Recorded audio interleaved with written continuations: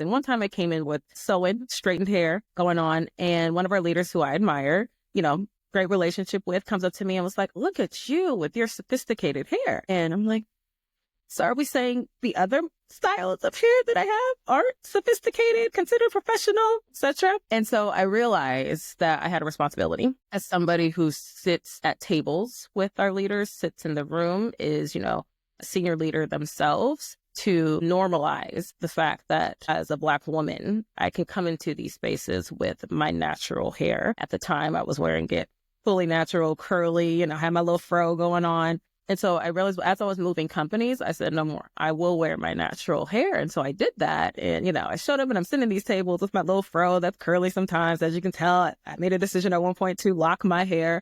And so I wanted fellow leaders and executives to see me, and so they can see others, to where we didn't feel the pressure of having to assimilate to different societal standards of what professionalism necessarily looks like based on like what grows out of our head naturally, our natural hair. And so anywho, long way to say, I told this story, and I tell the story often, and others like it. And it's when people come up to me and say, thank you. Like, I've been struggling with this myself, or I've gotten advice from, our dear and lovely parents who obviously come from in many instances, come from different generations. And it's like, I have locks naturally, but I was told to put a wig on so that, it didn't come off and people couldn't see what my natural hair looks like. And it's like, but you're giving me the permission to show up as myself. And so it's things like that I think touch me most in doing this.